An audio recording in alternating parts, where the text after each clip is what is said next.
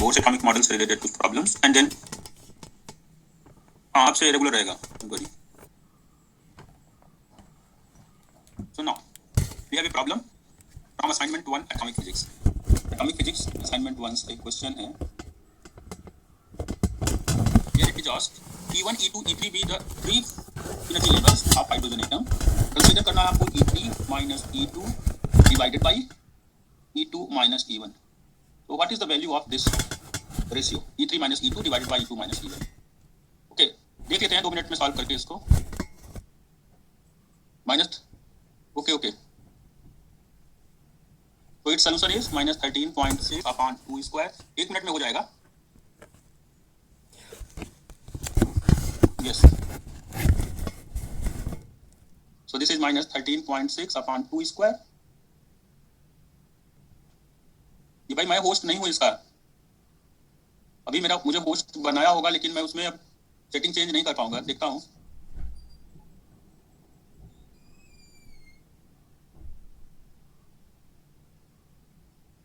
Lecture number 3 है ये atomic physics.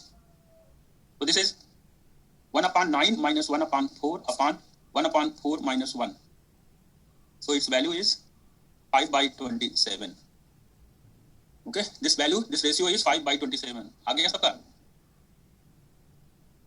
10 जनवरी और 10 दिसंबर दोनों बार हो गया है. दोनों के लिए ही क्वेश्चन ये लास्ट एक क्लास में शायद हो गया था ये क्वेश्चन, एक में नहीं हुआ है. ओके, एक बैच में हो गया है, एक बैच में नहीं हुआ था ये प्रॉब्लम. सिंपल सा छोटा प्रॉब्लम है. ओके, सो नेक्स्ट प्रॉब्लम देखते हैं. Next problem question number 45. The electronic ground state of the hydrogen atom is minus 13.6 electron volt. So the highest possible electronic energy. So highest possible energy. Highest possible energy eigenstate is n is equal to infinite and it has energy equal to तो highest possible eigen state जो होगा, eigen state या energy level जो होगा, energy level that is n equal to infinite and its energy is, उसकी energy क्या होगी, is equal to E infinite is equal to minus 13.6 electron volt divided by infinite square. Value is 0. So 0 answer आएगा इसका. ठीक है, infinite level जो होगा, infinite energy level वही हाईएस्ट पॉसिबल इलेक्ट्रॉनिक स्टेट है. Highest possible electronic state is n equal to infinite and उसकी energy क्या होगी, 0. नेक्स्ट एक क्वेश्चन, ये भी शायद एक बैच में सॉल्व हो गया था, एक में नहीं हुआ था. थोड़ा इससे रिवाइज भी हो जाएगा हम लोगों को. Eg upon T. तो T क्या है, G मतलब ग्राउंड स्टेट. ग्राउंड स्टेट में kinetic energy n is equal to 1 हो गया and then divided by TE. T excited state. Excited state कौन सा, थर्ड एक्साइटेड स्टेट. तो थर्ड एक्साइटेड स्टेट इसमें लेना पड़ेगा. Third excited state means n is equal to 4. And so this value is 13.6 upon 1 square electron volt divided by plus 13.6 upon 4 square electron volt. So this yes, ये assignment सारा भी जाएगा आपको. yes, kinetic energy इसीलिए plus sign लगाया है. Kinetic energy है इसीलिए प्लस साइन लगाया है. लास्ट क्लासेस में डिस्कस हुआ है मेरा, काइनेटिक एनर्जी की वैल्यू पॉजिटिव में आती है, टोटल एनर्जी नेगेटिव में आता है. तो काइनेटिक एनर्जी में प्लस साइन आता है, टोटल एनर्जी में माइनस साइन आता है, मैग्नीट्यूड उसका सेम रहता है, सेम. ये रेशियो हो जाएगा 16:1. ठीक है, 16:1. ये 2018 का क्वेश्चन. तो नाउ नेक्स्ट क्वेश्चन देखते हैं. चलिए नेक्स्ट क्वेश्चन. अभी ये 2-3 क्वेश्चन दूसरे बैच में, एक बैच में हो गया था शायद, एक में नहीं हुआ था, इसलिए इसको थोड़ा डिस्कस कर दिया. अब बैच में हमारा डिस्कशन आगे चलेगा जो कि दोनों के लिए इंपॉर्टेंट है, दोनों बैचेस के लिए. तो नेक्स्ट हमारा टॉपिक है, हम लोगों ने जितना डिस्कस किया है दोनों में इक्वल है, दोनों बैचेस में इक्वल डिस्कशन किया है हम लोगों ने. तो नाउ नेक्स्ट डिस्कशन है हमारा टॉपिक, उसमें हम लोग पढ़ेंगे अभी hydrogen atom spectrum. Spectrum of hydrogen atom. Hydrogen atom spectrum. तो हाइड्रोजन लाइक एटम्स में हम लोग हाइड्रोजन एटम स्पेक्ट्रम पर फोकस करेंगे अभी. और ये हम लोग डिस्कस कर रहे हैं emission spectra. Emission spectra, emission process को हम लोग स्टार्ट करेंगे. देखेंगे कि अगर electron higher energy state to lower energy state transfer होता है तो कितने वेवलेंथ की लाइट, कितने वेवलेंथ का फोटोन एमिट होगा. So now this is emission spectra where electron jumps from higher energy level to lower energy level and it emits a photon of energy delta E, E2 minus E1, E3 minus E2. So इस तरह से different different energy levels हमें मिलेंगे. So now इसके discussion के लिए हम लोग पढ़ते हैं topic. So when electron jumps from higher energy level to lower energy level, it emits a photon having energy equal to the difference of energy having जो फोटॉन एमिट होगा उसकी एनर्जी कितनी होगी, having energy equal to the difference of energies of these two states, these two levels. तो इन दोनों levels की जो एनर्जी होगी, इन दोनों एनर्जी लेवल्स की जो एनर्जी होगी उसके डिफरेंस के बराबर एनर्जी फोटॉन को मिलेगी. It emits a photon having energy equal to the difference of energies of these two levels. This transition gives a spectral line. ये ट्रांजिशन हमें एक स्पेक्ट्रल लाइन देता है, स्पेक्ट्रम में हमें एक स्पेक्ट्रल लाइन देता है. This transition gives a spectral line in the spectrum. ठीक है. तो स्पेक्ट्रम में हमें एक एनर्जी लेवल्स का जो ट्रांजिशन है वो एक सिंगल लाइन दिखाएगा. लाइन कुछ इस तरह से रहेगी. ट्रांजिशन सपोज ये EI और ये EF एनर्जी लेवल्स में हो रहा है. तो this transition EI is greater than where, तो जो फोटॉन एमिट होगा इस केस में वो EI माइनस EF के बराबर एनर्जी रखेगा. फोटॉन आप जानते हैं वेव नेचर हमको दिखाना पड़ेगा, एंड फोटॉन की एनर्जी जो होगी, एनर्जी ऑफ फोटॉन हमने लिखा है, energy of photon is equal to the difference of energies of this levels. Energy of photon is equal to EI minus EF. EI is greater than EF. EI हमेशा greater than EF होगा. तो ये दो energy levels के लिए हम लोग बात कर रहे हैं. इनमें दोनों में जब भी इलेक्ट्रॉन ट्रांजिशन करेगा, इलेक्ट्रॉन इनिशियली यहाँ पर रहेगा और फाइनली इलेक्ट्रॉन यहाँ आ जाएगा. इन दोनों स्टेट्स के बीच में इलेक्ट्रॉन का जंप हमें ऑलवेज एक स्पेक्ट्रल लाइन देगा. उस स्पेक्ट्रल लाइन को हम लोग एमिशन स्पेक्ट्रा में ऑब्जर्व करेंगे. तो एमिशन स्पेक्ट्रा में एक सिंगल लाइन हमें ऐसा दिखेगा. जैसे हम लोगों ने ट्रांजिशन देखा होगा सोडियम के लिए, तो सोडियम के लिए हमें दो लाइंस मिलती है, D1 D2. तो यहाँ पर सिंगल एक स्पेक्ट्रल लाइन हमें मिलता है इस ट्रांजिशन में, जो कि EI माइनस EF के बराबर एनर्जी रखने वाला फोटॉन लेकर जाएगा. तो this is the spectral line. This is the spectrum where spectral line is available with energy और फ्रीक्वेंसी. जो भी आप इसके लिए कैलकुलेट करोगे वही EI माइनस EF से होगा. EI माइनस EF इसकी एनर्जी हो जाएगी, energy divided by H Planck constant frequency होगा. So this is spectrum having one spectral line. ये है स्पेक्ट्रल लाइन. ओके, इसको हम लोग बोलते हैं स्पेक्ट्रल लाइन. Having frequency. कई बार स्पेक्ट्रल लाइन के लिए फ्रीक्वेंसी लिखते हैं having frequency nu is equal to EI minus EF upon H. ये EI minus EF upon H हो जाएगा. फ्रीक्वेंसी के लिए हम लोग एनर्जी डिवाइडेड बाय H कर देते हैं. ठीक है. एंड वेवलेंथ, अगर इसी का वेवलेंथ बताना हो तो wavelength lambda is equal to HC upon EI minus EF. Wavelength क्या होगा, HC upon EI minus EF. HC divided by change in energy, difference of energies of these two levels. तो ये स्पेक्ट्रल लाइन हो जाएगा जिसके लिए हम लोग एनर्जी, वेवलेंथ, फ्रीक्वेंसी बता सकते हैं. और ये किसी स्पेक्ट्रल लाइन के करस्पॉन्डिंग आ रहा है जो एमिशन स्पेक्ट्रा है. जैसे हम लोग सोडियम देखते हैं, सोडियम विजिबल लाइन एमिट करता है. D1 D2 पीले कलर का आपने sodium light, sodium vapour lamp देखा होगा. Sodium vapour lamp has yellow colour, तो आप कहते हो कि वहां येलो कलर का फोटॉन एमिट हो रहा है, इसीलिए हमें वो येलो कलर दिखता है. ठीक है. येलो कलर दिखना इसका मतलब है कि आप स्पेक्ट्रल लाइन कुछ ऐसे सोर्स से देख रहे हैं जो कि येलो कलर एमिट कर रहा है, और उसमें जो वेवलेंथ होगी वो येलो कलर की 5800. जब येलो की बात करते हैं, येलो तो आता है वो 5890 एंड और 5896. देख लीजिए, जूम करके देख लीजिए, शिफ्ट करके दिख जाएगा नीचे भी. एक्चुअली इस स्पेक्ट्रम को तो मुझे नीचे ही दिखाना पड़ेगा, अदरवाइज नेक्स्ट पेज पर इसका उतना समझ में नहीं आएगा. सेम पेज पर वेवलेंथ और फ्रीक्वेंसी लिखा है, फुल स्क्रीन में देखिए आ जाएगा. तो येलो कलर में जब हम सोडियम वेपर लैंप देखते हैं तो दो वेवलेंथ दिखती है, एक D1 की है, एक D2 की. ये वेवलेंथ आपने अंडर ग्रेजुएट क्लासेस में डिस्कस की होंगी. तो नाउ नेक्स्ट है, अब इन स्पेक्ट्रल लाइंस को हम लोग देखते हैं कितनी सीरीज में ऑब्जर्व होता है. So now series of emission spectra of hydrogen atom. तो हाइड्रोजन एटम के एमिशन स्पेक्ट्रा में कितनी सीरीज अवेलेबल है और उनका one by one discussion. Okay, so their discussion and जो हम लोग बात कर रहे हैं वो सब अब लोग एक एक करके चेक कर लेते हैं. So now let us discuss the spectra. जैसे आपने यहाँ पर बात किया कि वेवलेंथ निकालनी है और उसमें आपने वेवलेंथ के लिए hc/ei माइनस ef कर दिया, तो सेम उसी तरह का टेक्निक हम लोगों ने जब पहले लास्ट क्लास में बात की होगी तो हमने एक टर्म वैल्यू लिखा था, टर्म वैल्यू, तो टर्म वैल्यू के साथ भी उसको रिलेट कर सकते हैं। सो टर्म वैल्यू के साथ अगर रिलेट करना है तो एमिशन स्पेक्ट्रा में हम लोग लिख सकते हैं according to Bohr theory, according to Bohr model or Bohr theory, yes, according to Bohr model, term value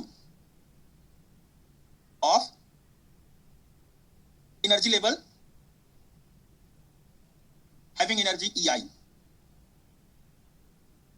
having energy EI is, EI जब एनर्जी है तो टर्म वैल्यू क्या होगी, सपोज EI लिख लिया, EI का वैल्यू क्या होगा, EI हम लोगों ने लिखा था माइनस EI अपॉन HC, ऐसा लिखा था कुछ, HC डिवाइड किया था, और जब हम लोगों ने इसको कैलकुलेट किया था EI की वैल्यू पुट करके तो वहां पर हमें माइनस 13.6 आया था, 13.6 electron volt, minus minus plus हो गया था, और इसके साथ एक रिडबर्ग कांस्टेंट भी आता है R और अपॉन n स्क्वायर, है ना। 13.6 को जब HC से डिवाइड करते हैं हम लोग, आपको मैं थोड़ा हिंट देता हूं, उसमें हम लोगों ने E अपॉन HC किया था, E की वैल्यू थी माइनस E लगाया था, तो माइनस 13.6 अपॉन HC, और फिर यहाँ पर बाई n स्क्वायर था, तो ये जो वैल्यू होती है ये हो जाता था Rydberg constant upon n square. हुआ था कि नहीं हुआ था? 13.6 इलेक्ट्रॉन वोल्ट को अगर HC से डिवाइड कर दोगे तो ये बन जाएगा रिडबर्ग कांस्टेंट, ये लास्ट क्लास में हमने डिस्कस किया हुआ था। तो टर्म वैल्यू का जो एक्सप्रेशन आता था वो आता था Rydberg constant divided by n square, okay, Rydberg constant divided by small n square, तो उसी को मैं यहाँ पर लिख रहा हूँ, आपको हिंट दे दिया कि एनर्जी के साथ कैसे वो रिलेट हुआ था। So now here we have term value in terms of Rydberg constant R infinite upon ni square. So this is equation 1. Next है term value of energy level. तो यहाँ पर मुझे ये दिखाना पड़ेगा कि ये ni है और ये nf, principal quantum number ni और nf यहाँ पर हमें मेंशन करना पड़ेगा, ओके। सिमरन वीडियो ऑफ कर लीजिए, मैसेज आ रहा है, क्योंकि जैसे ही कोई स्टूडेंट वीडियो ऑन करता है अपना तो वो मेरा वाला ना दिखाकर कि उस स्टूडेंट का पॉपअप करके दिखा देता है जो वीडियो अपना ऑन करते हैं, ठीक है। तो प्लीज अपना वीडियो ऑफ रखेंगे, अदरवाइज स्टूडेंट्स को बीच बीच में आपका वीडियो दिखेगा अगर वीडियो ऑन किया है तो, okay. So now term value of energy level having energy EF is EF is equal to R infinite upon NF square, value हो गया 2। Now the wave number of emitted photon, wave number of emitted photon, तो ये term values भी actually wave number unit में है, आपको पता है कि ये term values wave number unit में हमने लिख रखा है। तो wave number of emitted photon इसको लिखेंगे 1 अपॉन लैम्डा न्यू बार। अब तक मैंने न्यू बार सिंबल नहीं यूज किया था, अब मैं ये स्पेक्ट्रल लाइन के लिए या फोटोन के वेव नंबर को रिप्रेजेंट में करने में इस वेव नंबर टर्म को न्यू बार को यूज करूंगा। अच्छा, जेड स्क्वायर होता है, बट मैंने आपको याद रखने के लिए here I have taken hydrogen atom, Z is 1 for H atom. मैंने पहले ही आपको बताया कि मैं डिस्कशन कर रहा हूं hydrogen atom, okay, that's why I have not used Z in the equation, okay. So मैं इसलिए क्योंकि हाइड्रोजन एटम का ही डिस्कशन कर रहा हूं, मेरे हेडिंग में भी लिखा है मैंने हाइड्रोजन एटम स्पेक्ट्रम, पहले नहीं बताया था। अरे अच्छा, टर्म वैल्यू वगैरह नहीं पढ़ाया है क्या? नहीं, मैंने बात किया है भाई, पिछली क्लास में डिस्कस हुआ है। तो ये हाइड्रोजन एटम स्पेक्ट्रम के लिए जेड की वैल्यू 1 लिखते हैं। चलिए, जिस बैच में 10 दिसंबर बैच में नहीं बताया सर, अच्छा ठीक है, चलो इसको कर लेंगे बाद में, बीच में बता दूंगा टर्म वैल्यू इज एक्चुअली, चलो ठीक है हो गया। चलिए ठीक है, टर्म वैल्यू अभी बता दूंगा मैं, term value just energy divided by HC है। Term value is equal to energy divided by HC, उसको टर्म वैल्यू हम लोग बोलते हैं। Term value is equal to Tn is equal to minus En upon Hc, यही है term value. इससे जब वैल्यू देखते हैं तो ये आता है माइनस 13.6 इलेक्ट्रॉन वोल्ट, और मल्टीप्लाइड में जेड स्क्वायर भी रहता है, एन स्क्वायर Hc। तो जब ये वैल्यू देखते हैं तो ये रिडबर्ग कांस्टेंट बन जाता है, R infinite Z square upon n square. इतना छोटा सा डिस्कशन है टर्म वैल्यू का। एनर्जी को जब Hc से डिवाइड करते हैं, नेगेटिव साइन को हटाने के लिए एक नेगेटिव और इसमें अप्लाई कर देते हैं, जिससे ये टर्म वैल्यू बन जाए। तो टर्म वैल्यू में R infinite multiplied by Z square divided by n square रहेगा। यहाँ जेड की वैल्यू 1 लिख दिया क्योंकि हाइड्रोजन एटम डिस्कस कर रहे हैं हम लोग, okay. So for hydrogen atom we have already taken Z is 1, तो इसलिए जेड की वैल्यू मैंने यहाँ कहीं सब्स्टिट्यूट नहीं की। टर्म वैल्यू लिख लीजिएगा एक पेज में, here Z is 1 for H atom, ये टर्म वैल्यू एनर्जी को hc से डिवाइड करने में वेव नंबर बनाने के लिए यूज किया है। So now wave number is equal to 1 upon lambda, एक नंबर है 1 अपॉन लैम्डा से डिफाइंड है, और इसको हम लोग लिखेंगे tf minus ti, final minus initial. Final minus initial हम लोग करते थे पहले भी जब इस तरह से डिफरेंस निकाला गया होगा। तो r infinite upon nf square minus r infinite upon ni square and this is 1 upon lambda. तो ये फार्मूला आप लोग जानते हो, ये एम्पिरिकल फार्मूला बन जाता है, इसके प्रूफ को थोड़ा डिस्कस किया हम लोगों ने अभी। तो ये आ जाता है 1 upon lambda is equal to r infinite multiplied by 1 upon nf square minus 1 upon ni square. इसको रिडबर्ग ने पहली बार यूज किया था जब हाइड्रोजन गैस का स्पेक्ट्रम देखने में उन्हें बामर सीरीज की कुछ वेवलेंथ्स मिलती है, तो उसके मैथमेटिकल एक्सप्रेशन के लिए ये डेरिवेशन किया था। तो दिस इज, इसको मैं आगे यहीं पर लिख देता हूं और आगे स्पेक्ट्रम पर बात करेंगे। तो 1 upon lambda is equal to r infinite 1 upon nf square minus 1 upon ni square. So this is the expression of wavelength in case of transition from Ni to NF, energy level Ni और NF के बीच में अगर transition हो तो जो wavelength of spectral line होगा उसका formula यहां मैं लिख दे रहा हूं। So 1 upon lambda is equal to r infinite 1 upon NF square minus 1 upon Ni square. So this is the expression of wavelength 1 upon lambda. Inverse निकाल रहे हैं आप वेवलेंथ का r इनफाइनाइट और NF और Ni के टर्म में। तो ये एमिशन स्पेक्ट्रा है, इसलिए NF की वैल्यू ऑलवेज Ni से कम रहेगी, याद रखना है। NF is always less than Ni and तभी ये वेवलेंथ पॉजिटिव आएगा, ठीक है। This is only for emission spectra, not for absorption. Yes, Ni is greater then NF। Yes, यहां पर आप लिख सकते हैं यहाँ Ni ग्रेटर देन NF है। इसी इमेज को लेकर के मैंने ये फॉर्मूला बनाया है। तो this is the expression of wavelength in terms of Rydberg constant r infinite. आगे हम लोग डिस्कस करेंगे r इनफाइनाइट की वैल्यूज, तो पहले लास्ट क्लास में हुआ भी है डिस्कशन। r इनफाइनाइट इज, एक बैच में हुआ होगा एक में नहीं हुआ होगा, तो उसको मैं बता दूंगा। Where r infinite is Rydberg constant. तो r इनफाइनाइट है रिडबर्ग कांस्टेंट। चलिए अब बात करते हैं हम लोग हाइड्रोजन एटॉमिक स्पेक्ट्रा पे जो सीरीज मिलती है। तो the series observed in the hydrogen atom spectra, ये इमेज मेरा अपना बनाया हुआ है, ठीक है।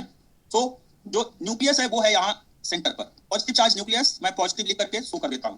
तो nucleus has charge plus Ze। Hydrogen atom की बात कर रहे हैं तो यहाँ प्लस 1e हो जाएगा, न्यूक्लियस में ओनली 1 प्रोटॉन 1 पॉजिटिव चार्ज के बराबर अवेलेबल रहेगा। Okay, so this is n is equal to 1, that means k shell. ये k शेल है, ये l शेल है, ये m है, this one is n o p q, KLMN OPQ। ये KLMN जो सेल्स के नाम है, ये n इक्वल टू 1 2 3 4 5 ये सब आप जानते हैं। So these are the principal quantum numbers corresponding to first orbit, n is 1, that is known as k shell। l is equal l हो जाएगा जब n की वैल्यू 2 रहेगी, सेकंड ऑर्बिट। न्यूक्लियस की तरफ से पहली ऑर्बिट का नाम है n is equal to 1, second orbit का नाम है n is equal to 2, third orbit का नाम है n is equal to 3, और इनके शेल्स KLM इस तरह से डिफाइंड है। So now first of all we have Lyman series. Lyman series में ट्रांजिशन कहां से हो रहा है? ये 2 से लेकर 1 तक ट्रांजिशन, 3 से 1। तो ट्रांजिशन में अल्टीमेटली इलेक्ट्रॉन ग्राउंड स्टेट में जंप करेगा, बट स्टार्टिंग कहां से होगी? That may start from n is equal to 2 3 4 5 6 7 या 8 9 10 और आगे भी ले सकते हैं। So electrons jump from second orbit to first orbit, that is Lyman series first line, फिर third orbit to first, fourth to first, fifth to first, इस तरह से डिफरेंट डिफरेंट लाइंस हमें मिलती जाएंगी। इनका जो नाम लिया जाता है, रखा जाता है शॉर्टकट में, लाइमन के नाम के साथ एक वर्ड लिख देते हैं l और उसके साथ अल्फा बीटा गामा। तो this one is alpha, L beta, L gamma, L delta. इस तरह से अल्फा बीटा गामा के साथ ईटा आ जाएगा, एल ईटा, एल जीटा, जो भी इस तरह से सिंबल्स हैं वो ग्रीक वर्ड वाले यूज कर लेते हैं। तो L alpha, L beta, L gamma, L delta, L eta आएगा उसके बाद, फिर क्योंकि ये एबीसीडी जैसा ही रहता है ये अल्फा बीटा गामा भी। तो इस तरह से आप एक एक लाइंस, स्पेक्ट्रल लाइंस बोलते जाएंगे लाइमन सीरीज का। नेक्स्ट है बामर सीरीज। तो बामर सीरीज में लाइंस कहां पर आके एंड होगी? n इक्वल टू 2 में, n इक्वल टू 2 में ट्रांजिशंस को 3 से 2 जो ट्रांजिशन होगा, 4 से 2 होगा, 5 से 2, 6 से 2, 7 से 2, इनको अलग अलग नेम दिया जाएगा। एक को बोलेंगे H अल्फा। एक्चुअली क्या होता है, जो हम लोग अगर हम लोग नेक्ड आई से, जैसे हमारा लेबोरेटरी है, स्पेक्ट्रम देखते हैं तो विजिबल वाला ही ओनली दिखता है। बामर सीरीज विजिबल में आती है, आपको पहले कभी क्लास में बताया गया होगा। सो विजिबल वाला ही ओनली ऑब्जर्व होता है, और लाइंस और स्पेक्ट्रल लाइंस जो या तो अल्ट्रावायलेट में आ रही हो या फिर वायलेट, अल्ट्रावायलेट के बाद या इंफ्रारेड में आ रही हो। तो इंफ्रारेड और अल्ट्रावायलेट को आप उतनी क्लियरली नहीं बता सकते, इसकी स्पेक्ट्रल लाइंस का कैलकुलेशन नहीं कर सकते, इसीलिए जब आज से 110 ईयर्स 120 ईयर्स पहले जब ये स्पेक्ट्रम देखे गए होंगे, उस समय पर लोगों को ओनली बामर सीरीज दिखती थी, बिकॉज उसमें लाइंस विजिबल लाइंस थी, लोग देख सकते थे नेक्ड आई से, तो इसलिए उनका नाम उन्होंने हाइड्रोजन के नाम के साथ रखा H। हाइड्रोजन में H alpha line, that is Balmer series, first line. Balmer series की second line H beta, third H gamma, fourth H delta. तो बामर सीरीज की लाइंस में ही कैपिटल H सिंबल यूज करेंगे, because these are named after hydrogen spectra. Hydrogen spectra में देखकर ही इनका नाम रख दिया गया था। हाइड्रोजन स्पेक्ट्रा में इनकी प्रेजेंस देखकर इनका नाम रख दिया गया, पहले का H अल्फा, दूसरे का H beta, H gamma, H delta. ठीक है, next fasten series. Fasten series and होती है n=3 में, स्टार्ट होगी 4 से 3 स्टार्ट होगा एक लाइन, 5 से 3, 6 से 3, 7 से 3, 8 से 3। तो these are different spectral lines, जिसमें ट्रांजिशंस 4 से 3, 5 से 3, 6 से 3 इस तरह के होंगे, और इनका नाम क्या होता है? Fasten alpha.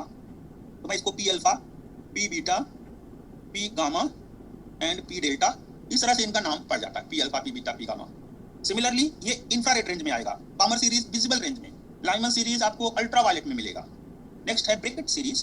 ब्रैकेट सीरीज आकर के n=4 में एंड होता है। फोर्थ सर्किल आपको दिख रहा है, तो फोर्थ सर्किल में आकर इलेक्ट्रॉन 5 सर्किल से 6 ऑर्बिट से 7th ऑर्बिट से आएगा, जंप करके फोर्थ में गिर जाएगा। तो इसमें bracket alpha, bracket beta, bracket gamma and bracket delta, ये डिफरेंट लाइंस ब्रैकेट नाम से है, तो B इसका शॉर्ट फॉर्म बन गया, B alpha, B beta, B gamma.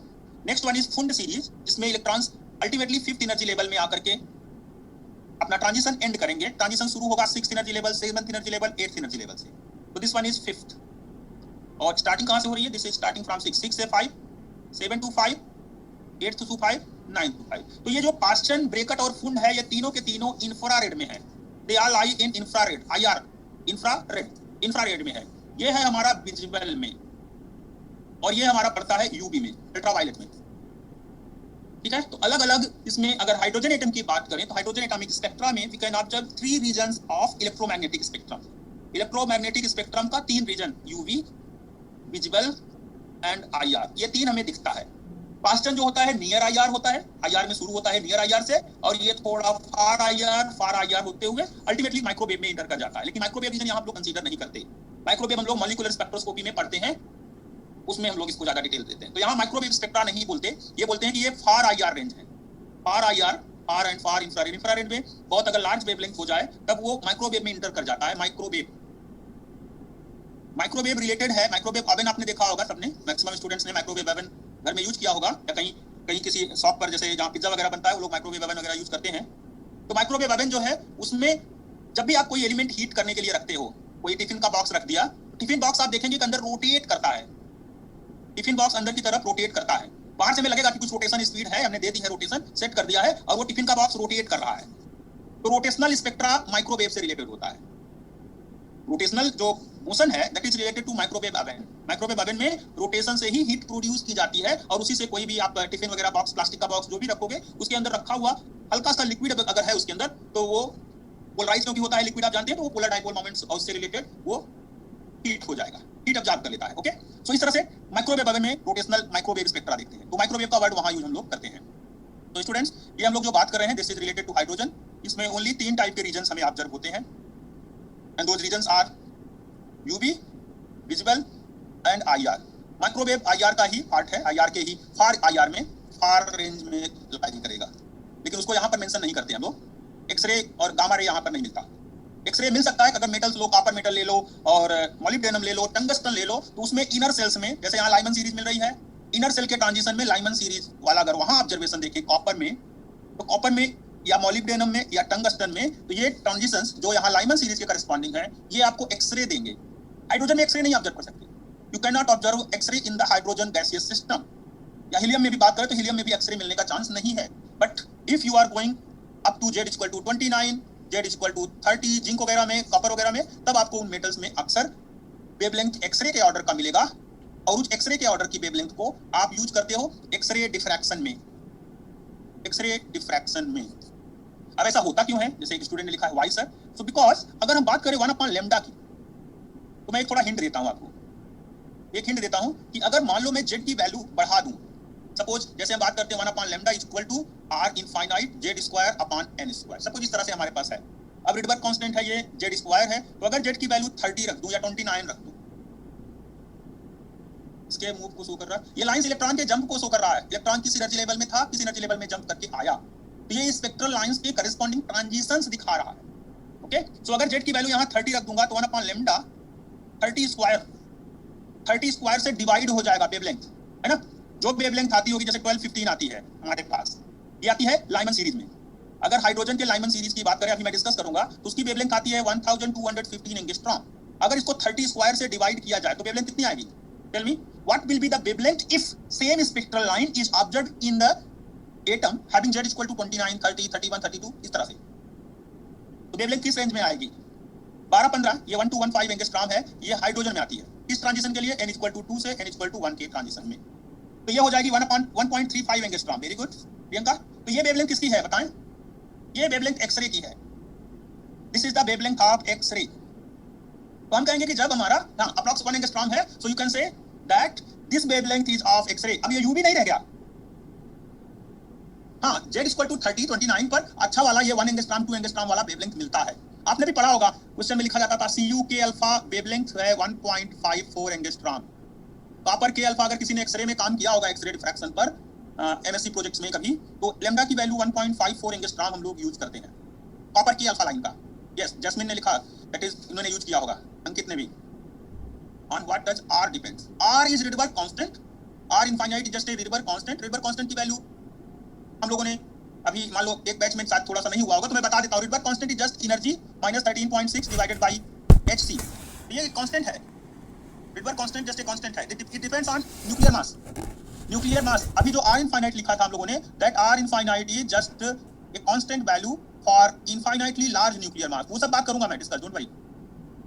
It depends on nuclear mass, but overall एक वैल्यू की तरफ टेंड करता है। बात करता हूं मैं अभी। अब चलिए इसको डिटेल में करते हैं, जो भी मैंने स्पेक्ट्रल लाइंस बोली है। Okay, so these are the spectral lines. हमें टोटल 5 टाइप के सीरीज मिलती हैं।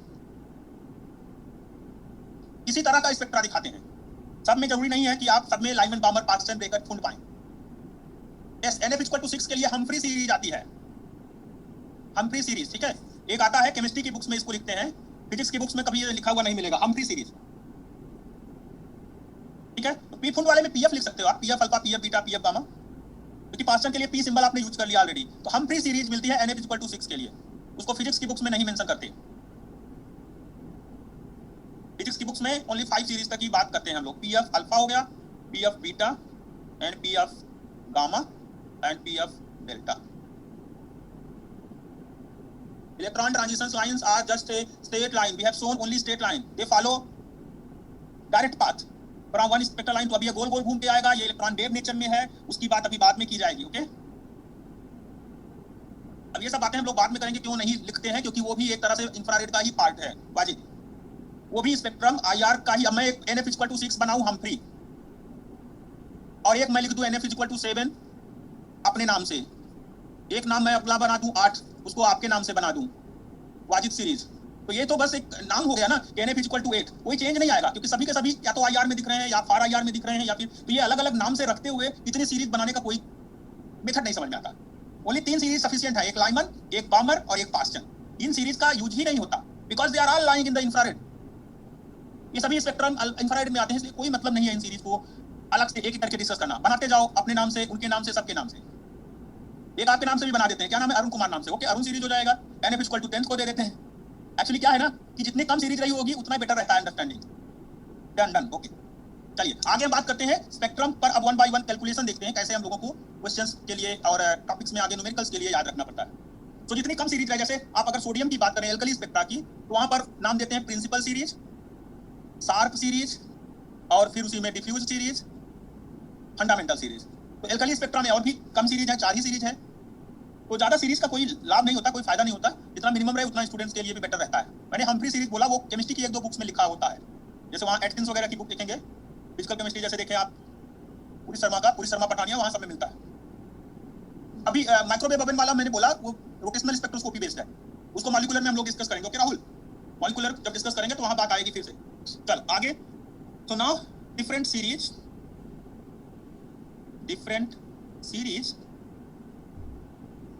एल्कली में डिफ्यूज एंड फंडामेंटल लास्ट था fundamental series Monica. So now different series observed in emission spectra of hydrogen atom के emission spectra में जो series observe की जाती हैं उनका मैं नाम लिखता हूं एक बार और ट्रांजिशंस बताता हूं. So different series observed in the emission spectra of hydrogen atom. First one is Lyman series. First one is Lyman series. So here Lyman series transition starts from Ni is equal to 2, 3, 4 up to infinite and ends at NF is equal to 1. तो Lyman series के लिए transition कहां से start होता है? Ni is equal to 2, 3, 4, 5, 6 and end होता है NF is equal to 1 पर. Okay? So now the wavelength, the formula of wavelength of different spectral lines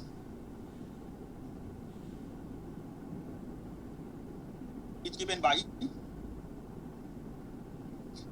1 upon lambda is equal to R infinite multiplied by 1 upon NF square minus 1 upon Ni square. ये 1 upon lambda is equal to R infinite 1 upon NF square minus 1 upon Ni square. So where NF is equal to 1 and Ni is equal to 2, 3, 4 dot infinite. तो ये तो हुआ Lyman series में transition कहां से कहां तक होता है और फिर उसके बाद वेवलेंथ का फार्मूला ऑफ द वेवलेंथ. ये दो चीजें हमें यहाँ पर याद रखनी है. सेम यही मैटर लिखना थोड़ा टाइम टेकिंग हो जाता है. तो अगले पेज पर मैंने इसको टाइप वाला मटेरियल ले लिया है, टाइप किया हुआ रख लिया है मैंने, जिससे कि जस्ट हिंट दे दें. तो लाइमन सीरीज स्टार्ट होती है Ni is equal to 2, 3, 4, 5, 6 and and होती है Ni is equal to 1 पर, जैसा कि इमेज में भी क्लियर है. तो नाउ पेज चेंज करते हैं हम लोग. नेक्स्ट है जैसे यहाँ पर वही लिख रखा है, the spectral series of hydrogen atom when the electron jumps from energy levels labeled by Ni is equal to 2, 3, 4 to the energy level NF, a series of spectral lines are emitted. These lines constitutes Lyman series. ये scientist के नाम पर है, discovery जो किया था Lyman के नाम पर इस सीरीज का नाम है. लिखेंगे one by one, don't worry Manisha, ये भी सब वेवलेंथ दिखा जाएगा, डोंट वरी. अभी तो पहले एक बार सीरीज का नाम ले लिया जाए. So the wavelength of these lines are given by, यहाँ Z की वैल्यू 1 है तो Z की वैल्यू आप 1 रख सकते हैं. Z की वैल्यू 1 हो जाएगा तो ये हाइड्रोजन एटम का स्पेक्ट्रम हो जाएगा. ओके, सो नाउ Z की वैल्यू यहाँ 1 रहेगी. Okay, Z is 1 for H atom. Next है Balmer series. Transition takes place from Ni is equal to 3, 4, 5 to NF is equal to 2. यहाँ NF is equal to 1 पे line ends हो रहा है transition. हाँ, यूवी रेंज में इसकी wavelength लाई करती है, इसीलिए अल्ट्रावायलेट रीजन में आता है. अल्ट्रावायलेट रीजन में इसकी वेवलेंथ लाई करती है, अभी दिखाएंगे कैलकुलेट करके. इसमें बामर सीरीज में Ni की वैल्यू 3, 4, 5 एंड होता है NF is equal to 2 में स्पेक्ट्रल लाइन हो जाती है बामर सीरीज. वेवलेंथ का formula where Z is 1 for hydrogen atom. Hydrogen atom के लिए Z की वैल्यू 1 हो जाएगी. The first four lines of this series lies in the visible region and are denoted by H alpha, H gamma, H delta, H eta, etc. ये अलग अलग wavelength की lines हमें मिलेगी और अब उनके कैलकुलेशंस को परफॉर्म करें उसके पहले एक दो और जो सीरीज हैं उनका देखते हैं.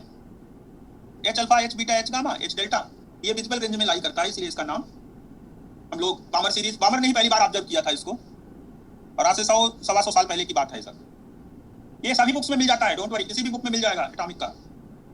ये तो मैंने अपने से लिखा है बट एटॉमिक की कोई भी बुक लेंगे आप उसमें मिल जाएगा ये. ठीक है, मैं यही लिखवा रहा था शॉर्ट स्टेटमेंट में, लेकिन ये स्टेटमेंट है मेरे पास. So now next one is Paschen series. Paschen series lines are emitted from Ni is equal to 4, 5, 6.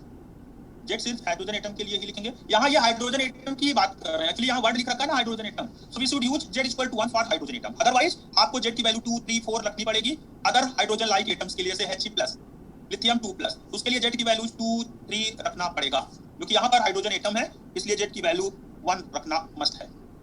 Hydrogen के लिए ही हम लोग बात कर रहे हैं, that's why we are using Z is equal to 1. Formula मैंने इन जनरल लिख दिया है. ओके, फार्मूला इन जनरल लिखा है but for hydrogen you should use Z is equal to 1. तो पास्टन सीरीज में Ni 4, 5, 6 और एंड होता है 3 पर, ये वेवलेंथ्स इंफ्रारेड रीजन में लाई करेंगी. फार्मूले में 1/3 स्क्वायर माइनस 1/Ni स्क्वायर. तो आप देख रहे हैं कि नेक्स्ट ब्रैकेट सीरीज है, ब्रैकेट सीरीज में 1/4 स्क्वायर माइनस Ni. ठीक है, और फिर फुंड सीरीज 1/λ 1/5, सब में Z is equal to 1 रखना पड़ेगा फॉर H एटम. आप ओनली हाइड्रोजन एटम ही नहीं, हीलियम के लिए भी, हीलियम प्लस के लिए, लिथियम डबल प्लस के लिए भी इसको यही फार्मूला यूज कर सकते हो. सेम यही फार्मूला यूज करके आप कोई भी कैलकुलेशन परफॉर्म कर सकते हैं for H atom. So now we will calculate values of wavelengths in case of different series, और एक एक दो वेवलेंथ हम लोग हर एक सीरीज का कैलकुलेट करके चेक करेंगे. So sir, can we get Lyman-Balmer-Parsons series for hydrogen-like atoms? Yes, we observe this series for hydrogen-like atom only, hydrogen-like atoms only, not for others. Others के केस में इसका नाम कुछ और होगा. ओनली हम लोग ये डिस्कशन कर रहे हैं हाइड्रोजन-लाइक एटम्स में, जिसमें कि हमें Z की वैल्यू 1 रखना हो हाइड्रोजन के लिए, हीलियम प्लस के लिए 2, लिथियम 2 प्लस के लिए 3, सो ऑन. तो ये ओनली हाइड्रोजन-लाइक एटम्स के लिए अकॉर्डिंग टू बोथ थ्योरी. तो नाउ अब यहाँ पर 2, 3, 4 वेवलेंथ लिखी हुई है, टाइम भी लिखा हुआ देखिए 1906. नोबेल गैसेस में ट्रांजिशंस इस तरह का आप नहीं ऑब्जर्व कर पाएंगे. नोबेल गैसेस में हीलियम का अलग से डिस्कशन आपको हीलियम स्पेक्ट्रा का मिल जाएगा टॉपिक पढ़ने को. हीलियम में इस तरह का ट्रांजिशन नहीं होता. हीलियम हैज 2 इलेक्ट्रॉन्स, उसमें आर्थो पैरा 2 टाइप के हीलियम होते हैं, ortho helium and para helium. उसमें 2 इलेक्ट्रॉन्स होते हैं, इसलिए वहां का केस इससे मैचिंग नहीं है. ये ओनली हाइड्रोजन लाइक का है, इसमें हीलियम प्लस आएगा, नॉट हीलियम, न्यूट्रल हीलियम नहीं आएगा. सो लाइमन 1906 का है, बामर सीरीज देख रहे हैं 1885, Paschen series 1908, Brackett series 1922. Time देख रहे हैं, सबसे पहले बामर सीरीज ऑब्जर्व होती है 1885 में, around 21 years ago. Lyman series से भी 21 साल पहले ये ऑब्जर्व हुआ है, क्योंकि ये विजिबल था. तो चलिए अब हम लोग एक एक वेवलेंथ कैलकुलेट करते हैं. Now let us calculate values of few wavelengths in this series. So now first of all, Lyman series. Lyman series. Wavelength of first line.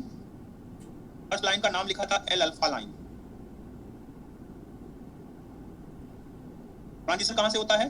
Transition Ni is equal to 2 to Nf is equal to 1. Therefore 1 upon lambda L alpha is equal to R infinite multiplied by 1 upon 1 square minus 1 upon 2 square. Lambda L alpha कितना आएगा? 4 upon 3 R infinite. So this Rydberg constant is equal to 4 upon 3 into R infinite होगा 1.097337 10 raised to power 7 meter inverse. So this is the Rydberg constant. ये Rydberg constant है. So lambda L alpha का value कितना आएगा? First line of Lyman series has wavelength equal to, मैंने थोड़ी देर पहले class में बोला था, is it 1 to 15? Okay 1 to 16. एक ने 16 लिखा, एक ने 15. 15 ज्यादा आ रहा है, इसलिए 15 लिखूंगा मैं. 15 भी आ रहा है कि 16 आ रहा है? कैलकुलेशन करके चेक करें, जो आ रहा हो वही लिखें, ज्यादा बेटर रहेगा. Okay 15 in English, 1 to 15 English का. चलिए ठीक है. सो this is the wavelength of first line of Lyman series. Now wavelength of second line.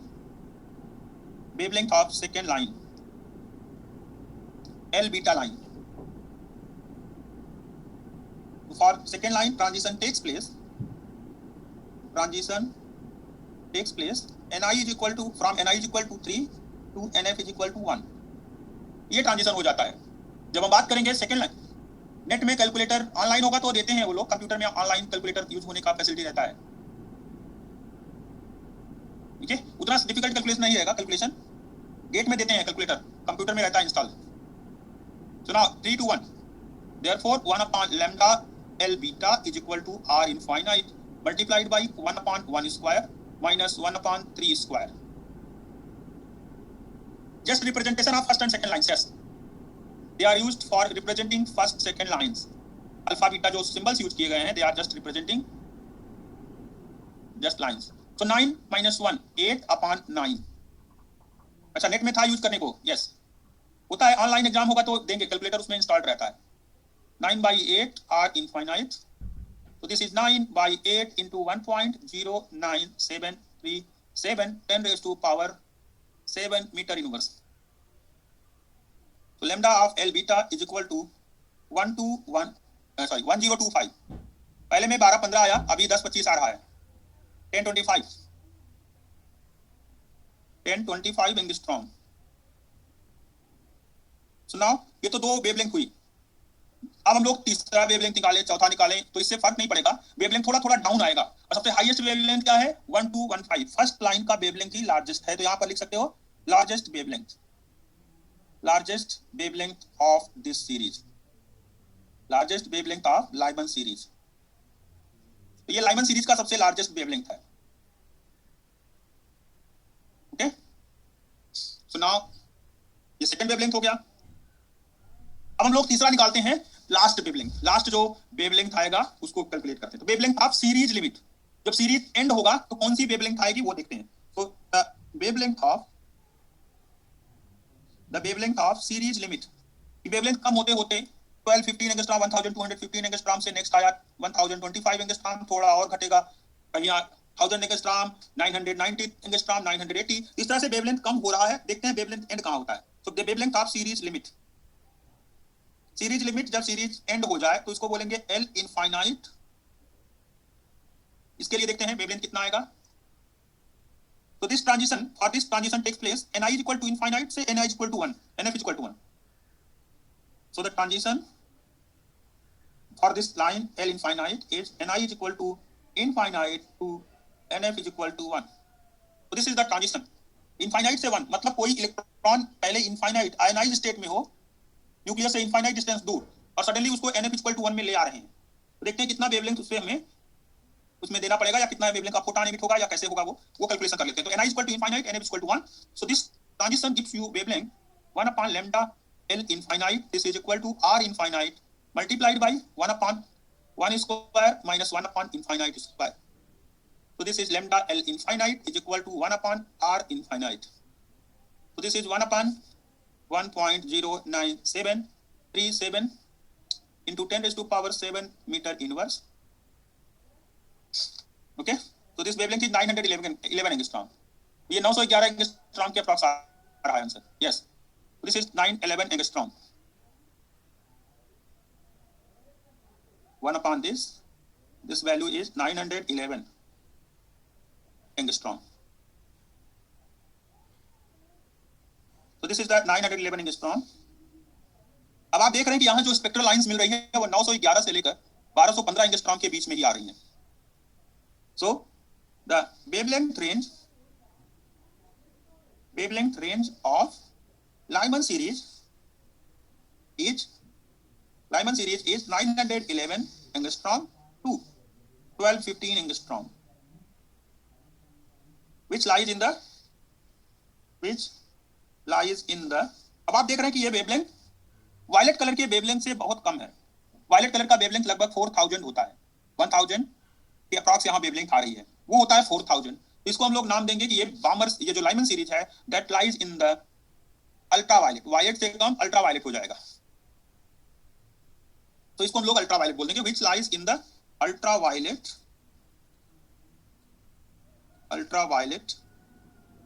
Reason of electromagnetic spectrum. R is equal to 1 upon 911. Yes, you can use R is equal to 1 upon 911. So this is ultraviolet region of electromagnetic spectrum, which lies in the ultraviolet region of electromagnetic spectrum.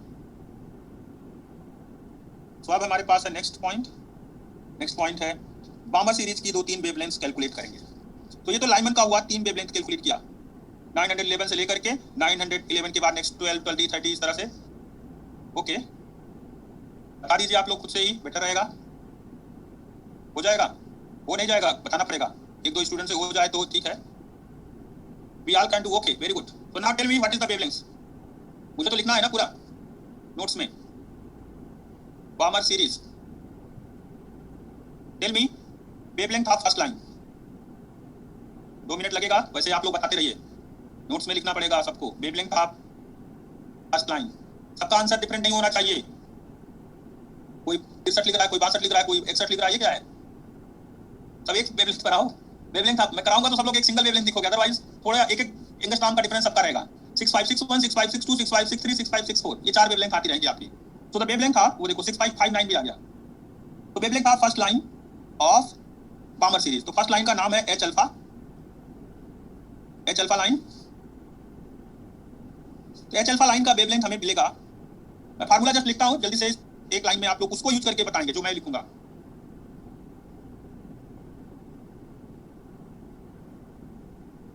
Okay, so 1 upon lambda H alpha is equal to H alpha का R infinite 1/2 square minus 1/3 square. So lambda h alpha is equal to 36/5 into 1.097737 into 10⁻⁷ metre inverse. अब बताइए इसके use से कितना आएगा answer, इस फार्मूले का यूज करके कितना एंगस्ट्रॉम आएगा? 36/5 आर इनफाइनाइट। चलिए इसका मतलब 6561 एंगस्ट्रॉम होना चाहिए। तो this lambda H alpha is equal to this. Next क्या होगा? एच बीटा लाइन का वेवलेंथ तुरंत बताएं आप लोग, आर इनफाइनाइट यूज करके बताएंगे आप लोग। So the wavelength of second line, H beta line, 1/lambda H beta is equal to R infinite 1/2 square minus 1/4 square. So this lambda H beta is equal to 4860 angstrom.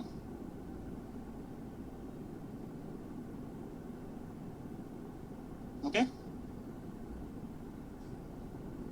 इसमें transition लिया था हमने, transition n i is equal to 3 to n f is equal to 2। इसमें transition yes 4860, okay 4868 लिख दिया मैंने, 4860 4860 n i is equal to 4 to n f is equal to 2। चलिए अब देखते हैं next third line. Fourth line तो करना नहीं है, लास्ट पर आ जाते हैं हम लोग। लास्ट लाइन एच इनफाइनाइट, ठीक है। सो नाउ है नेक्स्ट है wavelength of series limit, wavelength of series limit H infinite line 3645।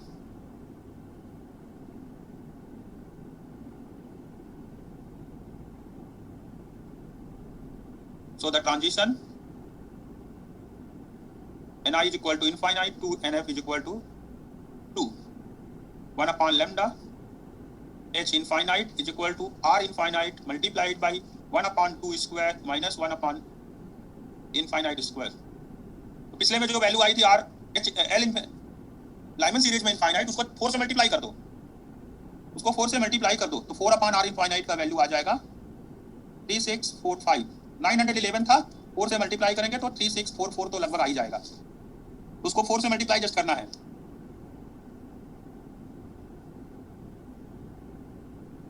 चलिए देखते हैं, ये एंगस्ट्रॉम में वैल्यू आ गई लैम्डा एच इनफाइनाइट का। सो this is the last wavelength. अब ये वेवलेंथ रीजन जो है वो किस स्पेक्ट्रम में, किस सीरीज में आएगा? So here the wavelength range of Balmer series is 3645 angstrom to 6561 angstrom। तो आप कह सकते हैं कि ये रेंज ये रेंज हमारा जो है वो किसमें लाई कर रहा है? विजिबल में, which lies in the visible region of electromagnetic spectra. Electromagnetic spectra के विजिबल रेंज में लाई करेगा।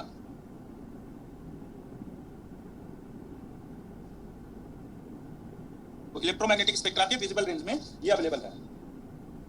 ओके, सो नाउ नेक्स्ट में अब मैं कैलकुलेशन नहीं करूंगा, ओनली आपसे एक एक लाइन का वेवलेंथ पूछ करके हमारे क्वेश्चन जैसे लाइमन और बामर जैसे क्वेश्चन एक कट भी कर देता हूं। तो नाउ नेक्स्ट है क्वेश्चन सीरीज।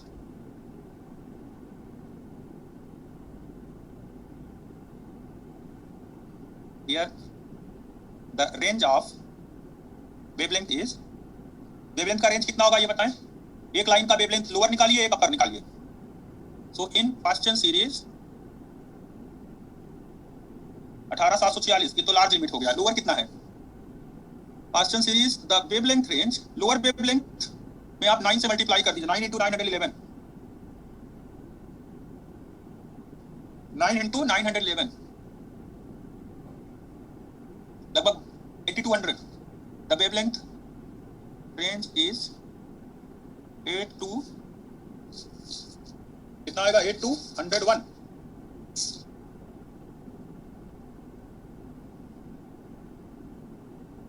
उसके बाद नेक्स्ट वाला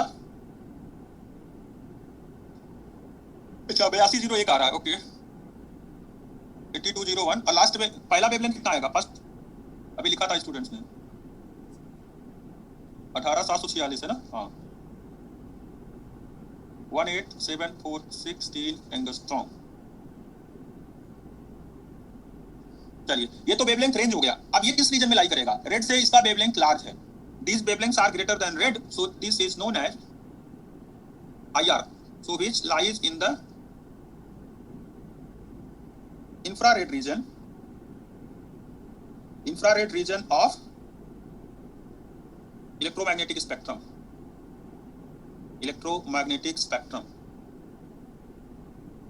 तो इलेक्ट्रोमैग्नेटिक स्पेक्ट्रम के इंफ्रारेड रीजन में लाई करेगा। नेक्स्ट है पास्चन के बाद नेक्स्ट ब्रेकट।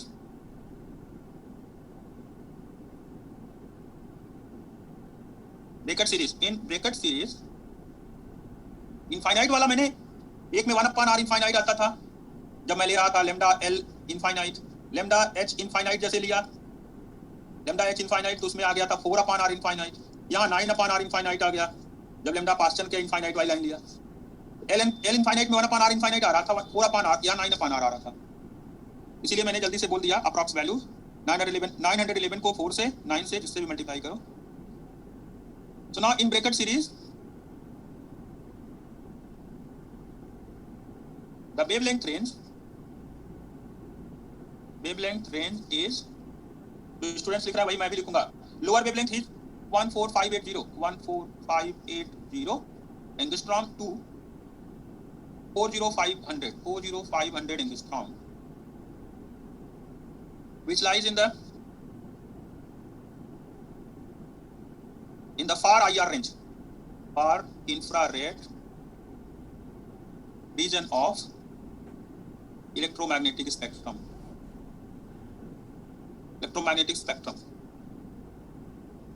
पहली और इनफाइनाइट लास्ट वेवलेंथ की वैल्यूज देखकर हम लोग रीजन डिफाइन कर ले रहे हैं। कोई बात नहीं, 576 और 580 लगभग एक ही जैसा है। जो स्टूडेंट्स ने लिखा वही मैंने यहाँ पर लिख दिया है। किसी का 500 होगा, किसी का 580 होगा, कोई बात नहीं, that is all correct. 580 maximum students ने लिखा था इसलिए मैंने 580 लिख दिया। कोई बात नहीं, आप अपनी कॉपी में अपना जो आंसर आ रहा है वो लिख लीजिए, कुछ है नहीं इसमें, बस ओनली प्रैक्टिस का एक पॉइंट है। क्वेश्चंस इस पर बेस्ड बहुत पूछे जाते हैं इसलिए हम लोग वैसा कैलकुलेशन पहले से ही लिख ले रहे हैं जो कि क्वेश्चंस में याद करने के लिए देता होगा। तो ये इंफ्रारेड रीजन में फार इंफ्रारेड हो जाएगा। वेवलेंथ थोड़ा लार्ज है, रेड से बहुत लार्ज हो गई तो फार हो गया, बहुत दूर हो गया रेड में, रेड रीजन से। नेक्स्ट अब मेरे पास है फिफ्थ फुंड सीरीज। अब जब आप फुंड सीरीज कैलकुलेशन कर रहे हो तो आपको पता लगेगा कि इतनी सीरीज देने का कोई फायदा नहीं था, कोई प्रॉपर्टी तो चेंज हो नहीं रही है, सभी IR में है। एक में फार IR लिख दिया, एक में और फार चले जाएंगे अभी आप। तो इस तरह से बहुत सारी सीरीज बनाने का कोई फायदा नहीं होता जब तक कि कोई स्पेशल इंफॉर्मेशन ना मिल रही हो। In the Pfund series the wavelength range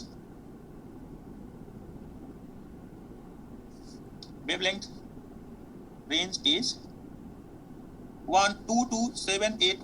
782 to 74558 angstrom. Okay, तो एंगस्ट्रॉम रेंज में ये एक स्टूडेंट से ही लिखा है मैंने आंसर, ऐसा नहीं है कि मैंने अपने से लिखा। इंफ्रारेड और अल्ट्रावायलेट एंड फार IR और विजिबल की रेंज भी लिखा दो। ये रेंज ही तो लिख रहे हैं हम लोग नवीन, ये क्या है? ये वेवलेंथ का रेंज ही तो है। फार IR में जो आ रहा है वो फार में चला गया, विजिबल में 400 से लेकर 700 एंगस्ट्रॉम आता है। 400 एंगस्ट्रॉम से नीचे और 100 एंगस्ट्रॉम के ऊपर अल्ट्रावायलेट बोलते हैं। 100 एंगस्ट्रॉम से नीचे एक्सरे होता है, एक्सरे का वेवलेंथ होता है। और 0.1 एंगस्ट्रॉम, 0.0 एंगस्ट्रॉम, 0.01 एंगस्ट्रॉम, 0.05 एंगस्ट्रॉम, इस तरह का गामा रे होता है। तो जब पॉइंट आता है तभी डिस्कस करने का अच्छा रहता है, जब किसी कैलकुलेशन में आप देखते हैं और उससे रियलाइज होता है कि yes this is the range of gamma ray, alpha रे, बीटा रे, जो भी इस तरह से आएगा उसको हम लोग उसी समय पर करेंगे डिस्कस। ओके, तो this lies in the far IR region, for infrared region of electromagnetic spectrum.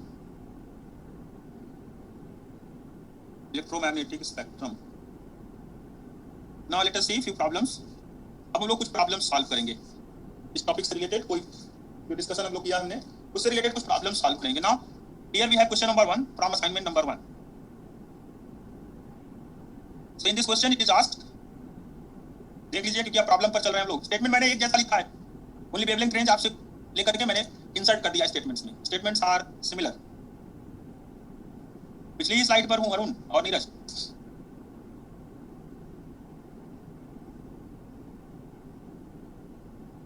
Very good,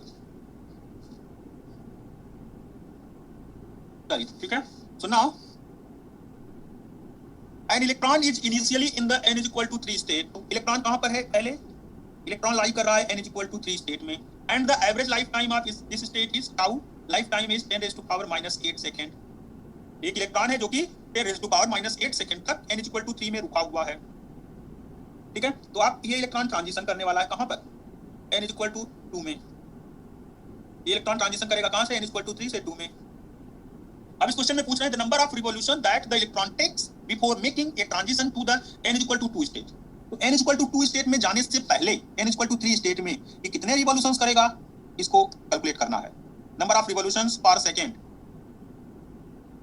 so number of revolutions निकालना है। क्वेश्चन में देखिए, ध्यान दीजिए, number of revolutions since r3 is equal to r3 की value क्या होती है? Radius of third orbit. Radius of third orbit क्या होता है? तो first of all radius of third orbit, radius of third orbit n is equal to 3। r3 का value क्या होगा? 0.53 angstrom multiplied by 3 square is equal to, जो आएगा angstrom में। Velocity of electron, velocity of electron in third orbit n is equal to 3। तो velocity क्या होगा? v3 हो जाएगा। बताइए दोनों values. 0.53 multiplied by 9, this is 4.77। ये तो वेलोसिटी हो गया। वेलोसिटी की वैल्यू क्या होगी?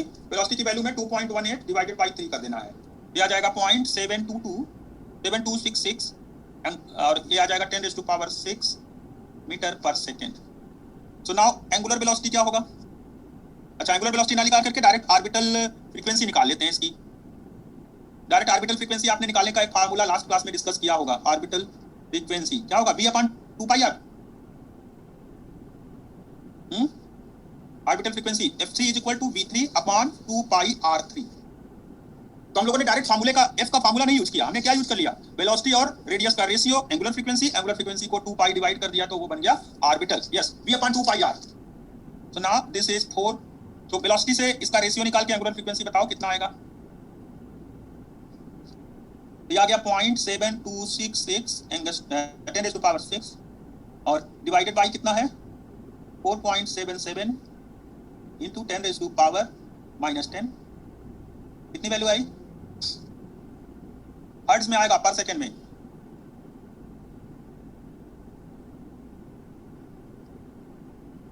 और साथ में 2π भी रहेगा, याद रखिए 2π।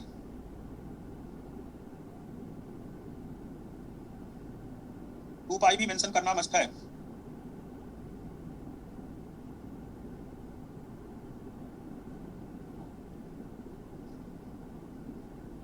तो अब हमको देखना है कि ये कैलकुलेशन करेक्ट है कि नहीं है। तो आप बताएं क्या ये करेक्ट है या नहीं। तो v3 का वैल्यू 2.314 इंटू 4.77 वैल्यू क्या आई? 2.43।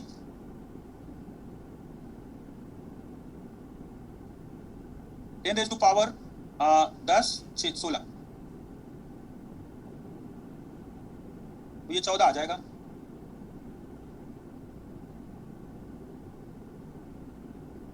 ठीक है, ये अलग अलग आंसर लिखने का कोई फायदा नहीं, आप लोग कॉन्सेप्ट नहीं समझ रहे हो।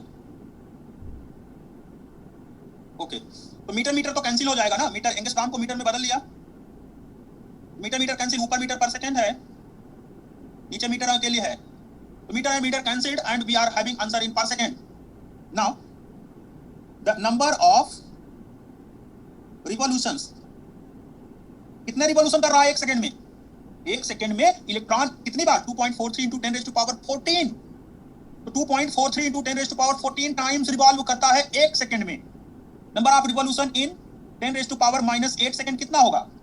तो the number of revolution will be 2.43 into 10 raised to power 14 into 10 raised to power -6, तो वैल्यू आ जाएगी 2.43 into 10 raised to power, अच्छा 8 है ना, 8 है तो 6 आ जाएगा रिवॉल्यूशंस। तो इतने रिवॉल्यूशंस करेगा। कौन सा ऑप्शन हुआ? C option. भाई ये क्वेश्चन मैंने ही पूछा था पिछली बार क्लास में, आज फिर मेरे से वापस पूछ रहे हो। Both are same, angular velocity angular frequency दोनों सेम है। ये मैंने लास्ट क्लास में बात की थी इस पर। ये 10 raised to power -8 सेकंड तक, एक सेकंड में ज्यादा रिवॉल्यूशन हो जाएगा। एक सेकंड का फ्रैक्शनल टाइम है ये, कितनी देर तक उस ऑर्बिट में रहेगा, n = 3 में, तो ऑर्बिट का लाइफ टाइम मल्टीप्लाई हो जाएगा। एक सेकंड से भी बहुत कम है ये, तो जितनी देर तक रुकेगा उसमें कितने रिवॉल्यूशंस करेगा? 10 raised to power 6 revolutions. Number of revolutions option C में मेंशन्ड है। ओके, चलिए इसको ऐसे ही छोड़ देता हूं। इसका यूनिट डिफरेंट है भाई, यूनिट्स इसको ये मैकेनिक्स वाले टीचर आपको कंफर्म कर देंगे। मेरे कोर्स में angular velocity angular frequency same है, आप मैकेनिक्स के टीचर से पूछ लीजिएगा जब वो एंगुलर वेलोसिटी पढ़ाएंगे, ठीक है राहुल? अदरवाइज क्लास के बाद बात कर लेंगे।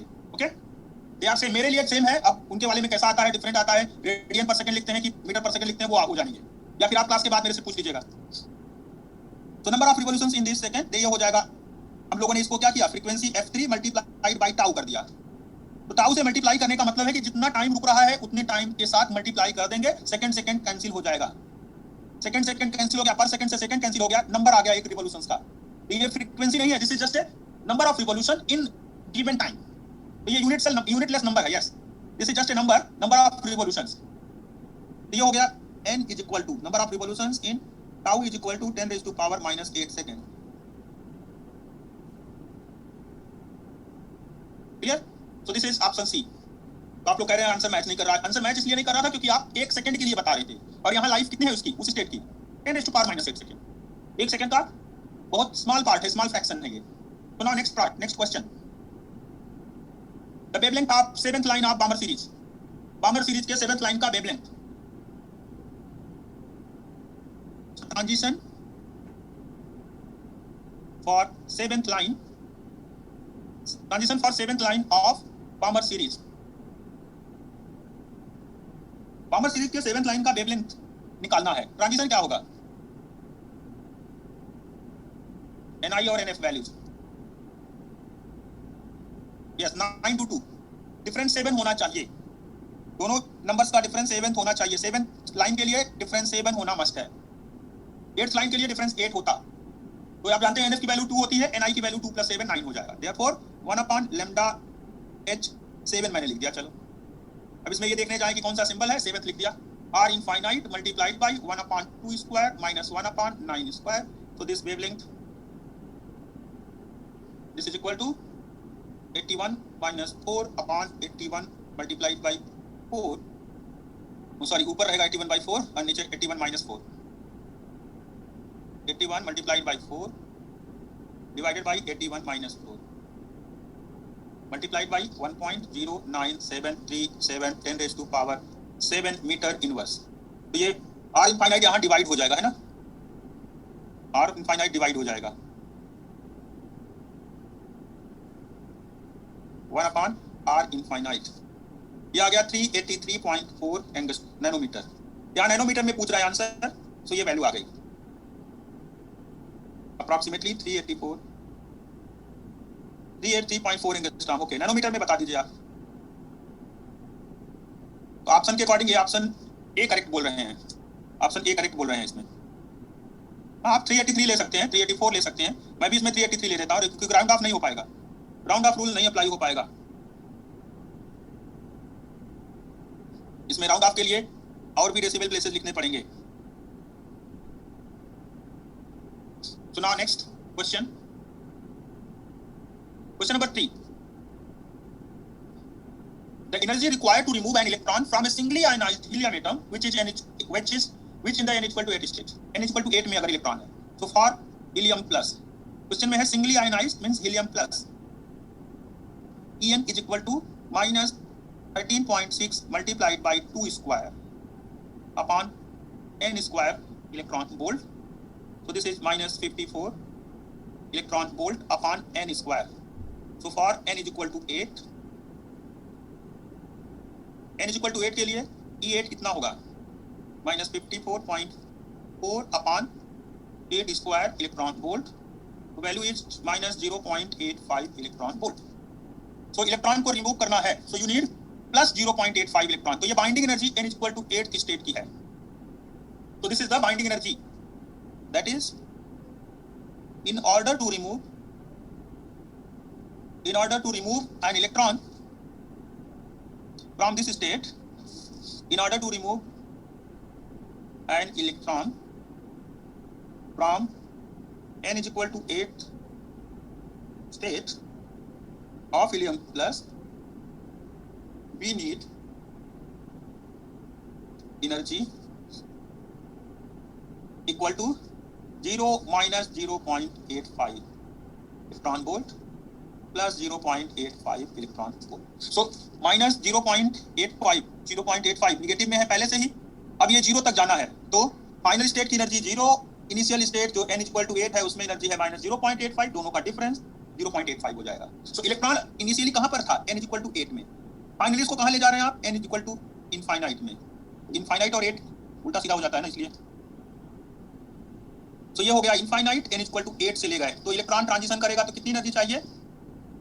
एनर्जी रिक्वायर्ड है E इनफाइनाइट माइनस E8. तो ये हो गया E infinite is equal to 0, E8 is equal to minus 0.85. तो दोनों के डिफरेंस के बराबर एनर्जी इलेक्ट्रॉन को देनी पड़ेगी, तभी इलेक्ट्रॉन रिमूव हो पाएगा. तो डिफरेंस ऑफ एनर्जी कितना है? 0.85. यस, 0.85. चलिए इस तरह से हम लोग कैलकुलेशन कर लेंगे. 8 से इनफाइनाइट, 8 में माइनस 0. ठीक है, सो ऑप्शन हो जाएगा C. Next question number 4 of assignment 1. The momentum of photon emitted by a hydrogen atom making a direct transition from an excited state n is equal to 10 to the ground state. So for transition n is equal to 10 to n is equal to 1. For transition this, the energy of photon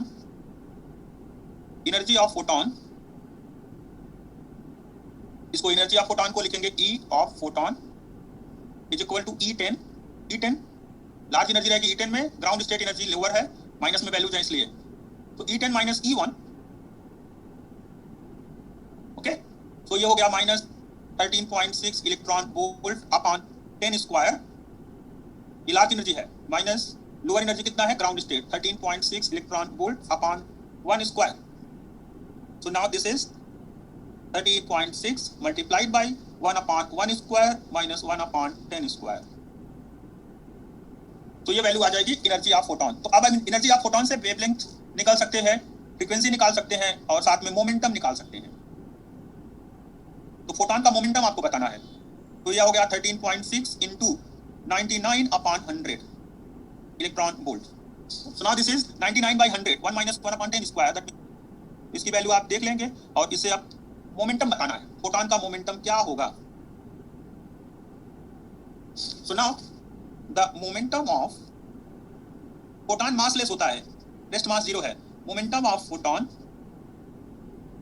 is equal to P. Momentum of photon P is equal to E by C. E of photon, yes, E by C. Energy of photon is equal to P C हो जाएगा, massless particle है, photon is massless, rest mass 0. So E square equal to P square C square m not C raise to power 4 वाला use करेंगे formula. E of photon divided by C and this means 13.6 into 1099 upon 100 multiplied 1.6 into 10 raised to power minus 19 divided by speed of light 3 into 10 raised to power 8. So now calculate this value of momentum. तो momentum की value क्या आ रही है? 7.2 into 10 raised to power 19 8 27 हो जाएगा, तो -27 kg metre पर second. Yes, तो आपने ये कैलकुलेशन बहुत इजीली कर लिया, क्योंकि आपको पता है कि ये मासलेस है। मासलेस ना होता तो आप नहीं बता सकते थे। 7.18 आएगा, उसको हम लोग 7.2 लिख पाएंगे। तो मैं 7.18 लिख देता हूँ, आप उसको ऑप्शन में 7.2 वाला ऑप्शन चूज कर पाएंगे। 7.18। तो now this option B is correct. कोई डाउट होगा तो आप लोग क्लास के बाद पूछ लेना। तो now let us see next problem. Question number है 5। तो क्वेश्चन में मेंशन है an accelerated beam of electrons bombards a sample of hydrogen. क्या करता है, एक एक्सीलरेटेड बीम है इलेक्ट्रॉन्स का, जो कि एक सैंपल है हाइड्रोजन का। आप हमें असाइनमेंट, ये आप रिसेप्शन पे फोन करके बोल देंगे तो असाइनमेंट वहां एप्लीकेशन में आ जाएगा, ऐप में। ठीक है, ऐप में ये क्वेश्चंस आपको अपलोड कर दिया जाएगा। de Broglie का फार्मूला मत अप्लाई करिए, de Broglie मैटर वेव के लिए होता है। de Broglie में मोमेंटम निकालना उससे भी हो जाएगा हालांकि, लेकिन डायरेक्टली आप जो फार्मूला अप्लाई करते हो E = E square P square C square, ये अप्लाई करते हो। मास लेस है तो m0 0 हो जाएगा। E = PC और P = E/c। अब de Broglie वाले में कंफ्यूजन क्या आता है, वहां स्पीड ऑफ लाइट लें कि ना लें।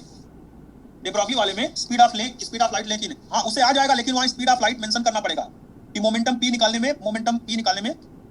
अच्छा वीडियो नहीं चलता, हो सकता है स्पीड आपका इंटरनेट का उतना अच्छा ना रहता हो, इसीलिए वीडियो रन नहीं हो पाता हो। वीडियो रन वैसे करता है ऐप में। तो नाउ क्वेश्चन सॉल्यूशन देखते हैं इसका। क्वेश्चन में है an accelerated beam of electrons bombards a sample of hydrogen. यहां पर एक वर्ड मेंशन कर दो, in ground state. Sample of hydrogen in ground state.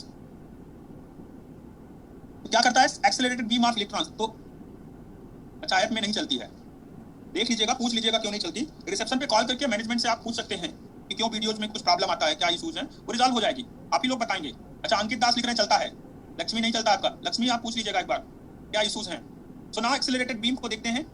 Paschen series आप पूछ रहे हैं, first line of Paschen series, first line of Paschen series.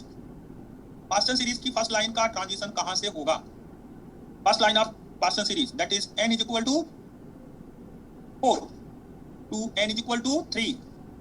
Okay, so actually आपको n = 4 की रिक्वायरमेंट है, और अगर ग्राउंड स्टेट है कहीं n = 3, यहाँ पर कहीं मान लो n = 2 है, और यहाँ कहीं पर इस जगह पर n = 1 है। तो पास्टन सीरीज लाइंस कब एमिट होती है? जब पास्टन सीरीज लाइन के लिए रिक्वायर्ड एनर्जी रहे। तो लाइंस पास्टन सीरीज की मिलने का मतलब है transition takes place from this to this. ये ट्रांजिशन हो रहा है 4 से 3 तक का। अब ग्राउंड स्टेट में अगर हाइड्रोजन सैंपल होगा, उसे कितनी एनर्जी से आप ऑब्जर्व कराओगे, कितनी एनर्जी उसमें ऑब्जर्व कराओगे? तो मान लो फोटॉन आता है और फोटॉन आकर के इंटरैक्ट करता है, तो फोटॉन की एनर्जी कितनी होनी चाहिए कि ग्राउंड स्टेट के हाइड्रोजन एटम्स को वो एक्साइटेड स्टेट में थ्रो कर पाए, जिससे कि पास्टन सीरीज एमिट हो। और उसमें भी पास्टन सीरीज की पहली लाइन तो कम से कम मिले हमें।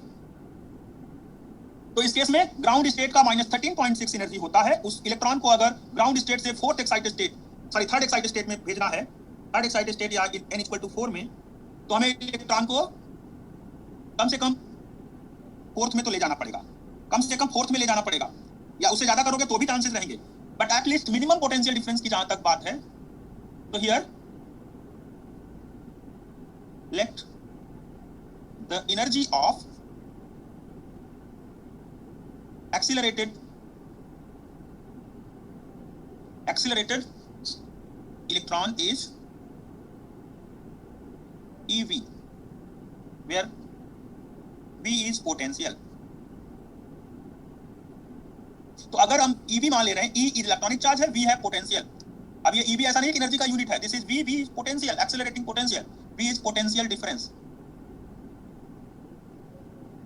तो अब इतनी एनर्जी जो EV आपने दिया है एक्सेलरेटेड इलेक्ट्रॉन को, वो एक्सेलरेटेड इलेक्ट्रॉन का पूरा एनर्जी अगर ग्राउंड स्टेट इलेक्ट्रॉन ऑब्जर्व कर ले, एक बीम आ रही है एक्सेलरेटेड इलेक्ट्रॉन की, अगर पूरा एनर्जी एक्सेलरेटेड इलेक्ट्रॉन से ऑब्जर्व करके ग्राउंड स्टेट इलेक्ट्रॉन जंप कर जाए, accelerated electron energy is equal to EV, तो अब क्या होगा, इस एनर्जी को ऑब्जर्व करके वो ग्राउंड स्टेट से n = 4 में जंप कर जाए। तो उससे वो पार्सन की फर्स्ट लाइन एमिट कर सकता है। So therefore EV is equal to E4 minus E1। देखते हैं E4 की वैल्यू क्या होती है, -13.6 अपॉन, अकॉर्डिंग टू क्वेश्चन जो पार्सन सीरीज एमिट हो रही है उसको देखकर हमने यहाँ बनाया। एक बार अभी सोल्यूशन कर लेते हैं, उसके बाद फिर मैं बोलता हूँ क्या इसमें एक्सप्लेन करना है। फिर से एक बार इसको सोल्यूशन देखिए, -13.6 अपॉन 1 स्क्वायर। ठीक है, इस क्वेश्चन में एक्चुअली पूछा जा रहा है कि इस मिनिमम डिफरेंस से एक्सेलरेटेड इलेक्ट्रॉन को, कितने पोटेंशियल डिफरेंस से एक्सेलरेटेड इलेक्ट्रॉन को थ्रो किया जाए जिससे कि वो जाए और ground state hydrogen atom electrons को n = 4 में पहुंचा दे। तो कितनी एनर्जी एक्सेलरेटेड इलेक्ट्रॉन के पास होगी, दैट EV मान लिया। अब ये EV कितना होगा, EV is sufficiently equal to E4 minus E1। तो E4 माइनस E1 के बराबर एनर्जी आप अगर एक्सेलरेटेड इलेक्ट्रॉन को दोगे तभी इलेक्ट्रॉन ग्राउंड स्टेट से 4th में जाएगा और 4th से 3 में आते समय वो पार्सन लाइन एमिट करेगा, पार्सन सीरीज फर्स्ट लाइन। ठीक है, तो इस एनर्जी डिफरेंस को कैलकुलेट करके हम बता सकते हैं कि कितना मिनिमम एनर्जी एक्सेलरेटेड इलेक्ट्रॉन के पास होना चाहिए। सो दिस इज -13.6, आप करते हो 13.6 डिवाइडेड बाई 16, ये आता है -0.85 माइनस प्लस हो जाएगा यहाँ 13.6, तो वैल्यू हो जाएगी प्लस 12.75 इलेक्ट्रॉन वोल्ट। तो अब एनर्जी कितनी आई, देयरफॉर वोल्टेज हो जाएगा 12.75, पोटेंशियल डिफरेंस हो जाएगा। आप ध्यान देना EV के साथ जो वोल्ट लगता है वो है यूनिट, और जो यहाँ कैपिटल V लिखा है दैट इज पोटेंशियल डिफरेंस। याद रखना, this V is potential difference and this V is just a unit. Yes, E1 actually negative है, E4 भी नेगेटिव है, तो जो ज्यादा नेगेटिव होता है वो ज्यादा कम होता है और जो लेस नेगेटिव होता है वो ज्यादा लार्ज होता है। रुचि, E1 से E4 तक इलेक्ट्रॉन जा रहा है, that means E4 is greater, E1 is less. ओ 75 है, सॉरी 73 नहीं होगा, 75। सो 12.75 यहाँ वोल्टेज आ जाएगा, आंसर ए कर सकते हैं आप। ठीक है, तो रुचि इसमें नेगेटिव का इफेक्ट है इसीलिए E4 माइनस E1 किया, नॉट E1 माइनस E4। तो now this is the solution of this question. तो इसमें पार्सन सीरीज की लाइन मिल रही है, फर्स्ट लाइन। अगर यही दूसरी लाइन सेकंड लाइन भी बोला होता तो भी हम लोग यही करते, पार्सन सेकंड लाइन भी बोलता तो ट्रांजिशन कौन सा होता, ट्रांजिशन ये वाला हो जाता। उस केस में भी यहीं तक इलेक्ट्रॉन लाना पड़ता है n = 4 तक। तो n = 4 तक इलेक्ट्रॉन को ले आने के लिए मिनिमम एनर्जी कितनी ऑब्जर्व करानी पड़ेगी, 12.75 इलेक्ट्रॉन वोल्ट। ठीक है, तो यहाँ इस केस में हाइड्रोजन एटम का ग्राउंड स्टेट इलेक्ट्रॉन ग्राउंड में बैठा हुआ है, n = 1 में। उसको कितनी एनर्जी मिलेगी, वो एक्साइटेड स्टेट n = 4 में चला जाए तो कितनी एनर्जी मिलनी चाहिए। तो एक एक्सीलरेटेड इलेक्ट्रॉन आ रहा है, बहुत स्पीड से इलेक्ट्रॉन आ रहा है और उसने ग्राउंड स्टेट इलेक्ट्रॉन को एनर्जी दे दी, धक्का मिला उसको, पुश मिला, वो तुरंत n = 4 में चला गया। तो पहले तो इलेक्ट्रॉन ग्राउंड स्टेट में था, कहां से एनर्जी मिली, जैसे आते हुए आप जमीन पर खड़े हुए हैं, सडनली कोई स्पीड से आए टकरा जाए आपसे, तो कोई आकर स्पीड से टकरा जाएगा आपसे तो आप मोशन में आ जाएंगे और हो सकता है वो रेस्ट में आ जाए। तो बहुत हाई स्पीड से यहाँ पर कोई हाई एनर्जी के साथ कोई इलेक्ट्रॉन आ रहा है, एक्सेलरेशन में है, उसने अपनी सारी एनर्जी ग्राउंड स्टेट इलेक्ट्रॉन को दे दी, ग्राउंड स्टेट इलेक्ट्रॉन n = 4 में चला गया और जाने के बाद वहां से उसने पास्टन का पहला लाइन एमिट किया। हाँ, 5th में ले जाना पड़ेगा, यस, n = 5th में ले जाना पड़ेगा, सही बात कह रहे हैं। मैंने जो अभी यहाँ बनाया था वो पामर सीरीज का सेकंड लाइन लिखा था, ये पामर सीरीज की सेकंड लाइन। ओके, अरे भाई मैं कितनी बार बताऊं कि ये वोल्टेज है potential difference, this is potential difference, लिखा है वर्ड, लैंग्वेज तो पढ़ा करो, पोटेंशियल डिफरेंस। और ये है वोल्ट, वोल्टेज का वोल्ट यूनिट होता है और पोटेंशियल का V होता है पोटेंशियल डिफरेंस, दोनों में अंतर है। हाँ जी, क्लास ओवर हो गया तो क्लास नहीं चलेगा, टाइम हो गया है, 4:02 हो गया, यस क्लास ओवर। तो किसको पूछना था अभी, पूजा, समझ में आया। एक तरफ पोटेंशियल डिफरेंस लिखा है और एक तरफ लिखा है वोल्टेज, दोनों काट मत देना। इलेक्ट्रॉन वोल्ट में V होता है वोल्ट यूनिट, और जब EV लिख रहा हूं तो V मैंने बोला पोटेंशियल डिफरेंस। ये तो इलेक्ट्रोस्टैटिक में बहुत बार करते हैं हम लोग। चलिए ठीक है, तो now class is over, thank you students. Problems का स्क्रीनशॉट लेना है। अरे आप लोग कितना ये सब करते हैं, क्या हुआ राहुल? अच्छा, आप अनम्यूट करें अपने आप को, अनम्यूट करें जिसको पूछना है। सर, जो आपने ये कहा था कि जो एंगुलर वेलोसिटी है, हाँ? वो आपके केस में किसके इक्वल होगी? मैंने कुछ नहीं बोला है, मैंने ये बोला है कि एंगुलर वेलोसिटी और एंगुलर फ्रीक्वेंसी दोनों का एक्सप्रेस हेलो, लास्ट क्लास में पूछा था। हाँ बताएं, बोलिए। फ्रीक्वेंसी की हेलो, आपने वहां पे हाँ जी, बोले बोले आप। ऑर्बिटल फ्रीक्वेंसी का जो आपने एक्सप्रेशन लिखा है, एंगुलर फ्रीक्वेंसी और एंगुलर मोमेंटम में कोई डिफरेंस नहीं होता, तो फिर अलग-अलग क्वांटिटी के रूप में पढ़ते हैं इनको। आप बताइए एंगुलर वेलोसिटी क्या है, अब आप बताइए मुझे, ये तो बेसिक है ना, ये तो हम लोग क्लास में डिस्कस इसलिए करते हैं जिसको हम लोग कैलकुलेट करने जा रहे थे। आप बताइए V = R ओमेगा में ओमेगा क्या है? एंगुलर वेलोसिटी, एंगुलर वेलोसिटी, और ओमेगा = V/R कर दिया और उसके बाद F निकाल लिया। F क्या निकाला? V/2πr निकाला। अब ये V क्या है, ओमेगा क्या है? फ्रीक्वेंसी हैं? एंगुलर फ्रीक्वेंसी और राहुल चौधरी ये 2 पाई कहां से आ गया? हाँ जी, ये 2 पाई कहां से आ गया सर? 2 पाई मैंने ये एंगुलर फ्रीक्वेंसी लिखा है ऑर्बिटल फ्रीक्वेंसी लिखने में। F equal to 2 pi omega ना, F equal to 2 pi omega, so omega equal to 3/2 pi omega. देखो क्वेश्चन 1 दिखाएंगे। सर 2 पाई क्यों इक्वल होता है? 2 पाई क्या मैं म्यू ना लिखूं एफ लिखूं तो क्या प्रॉब्लम है के लिए?